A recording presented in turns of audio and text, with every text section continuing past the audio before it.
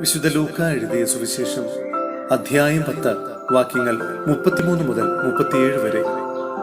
നല്ല അയൽക്കാരനാവുക. എന്നാൽ ഒരു സമരിയാക്കാരൻ യാത്രാമധ്യേ അവൻ കിടന്ന സ്ഥലത്ത് വന്നു. അവനെ കണ്ട് അനുകമ്പ തോന്നി അടുത്തു ചെന്ന് എണ്ണയും വീഞ്ഞുമൊഴിച്ച് അവന്റെ മുറിവുകൾ വച്ചുകെട്ടി തന്റെ മൃഗത്തിന്റെ പുറത്ത് കയറ്റി ഒരു സത്രത്തിൽ കൊണ്ടുചെന്ന് പരിചരിച്ചു. അടുത്ത ദിവസം അവൻ സത്രം സൂക്ഷിപ്പുകാരന്റെ കയ്യിൽ 2 ധനാറ് കൊടുത്തിട്ട് പറഞ്ഞു, ഇവനെ പരിചരിച്ചു കൊള്ളണം.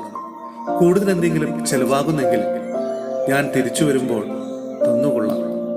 കവർച്ചക്കാരുടെ കയ്യിൽപ്പെട്ട അവനെ ഈ മൂവരിൽ ആരാണ് അയൽക്കാരനായി തീർന്നതെന്നാണ് നീ വിചാരിക്കുന്നത്? അവൻ പറഞ്ഞു, അവനോട് കരുണ കാണിച്ചവൻ. ഈശോ അവനോട് പറഞ്ഞു, നീയും പോയി അതുപോലെ ചെയ്യുക.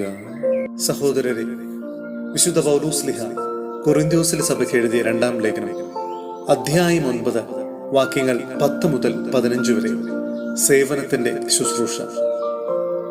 വിതക്കാരന് വിത്തും ഭക്ഷിക്കാൻ അപ്പവും കൊടുക്കുന്നവൻ നിങ്ങൾക്ക് വിത്ത് തരുകയും അത് വർദ്ധിപ്പിക്കുകയും നിങ്ങളുടെ നീതിയുടെ വിളവ് സമൃദ്ധമാക്കുകയും ചെയ്യും.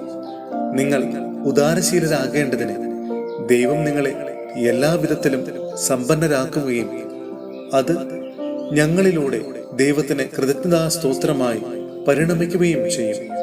എന്തെന്നാൽ സേവനത്തിന്റെ ഈ ശുശ്രൂഷ വിശുദ്ധരുടെ ആവശ്യങ്ങൾ നിറവേറ്റുക മാത്രമല്ല, ദൈവത്തിനുള്ള നിരവധി കൃതജ്ഞതാ സ്തോത്രങ്ങളിലൂടെ കവിഞ്ഞൊഴുകുകയും ചെയ്യുന്നു. മിശിഹായുടെ സുവിശേഷം ഏറ്റുപറയുന്നതിനുള്ള നിങ്ങളുടെ വിധേയത്വം വഴിയും അവരോടും മറ്റെല്ലാവരോടും നിങ്ങൾക്കുള്ള കൂട്ടായ്മയുടെ ഔദാര്യം വഴിയും നിങ്ങളുടെ ശുശ്രൂഷയെ പറ്റിയുള്ള ബോധ്യത്തിലൂടെ അവർ ദൈവത്തെ സ്തുതിക്കും. മാത്രമല്ല, നിങ്ങളിൽ മികച്ചു നിൽക്കുന്ന ദൈവകൃപ നിമിത്തം അവർ നിങ്ങളെ കാണാൻ ആഗ്രഹിച്ച് നിങ്ങൾക്ക് വേണ്ടി പ്രാർത്ഥിക്കും. അവർണ്ണനീയമായ ദാനത്തെ പ്രതി ദൈവത്തിന് സ്തുതി.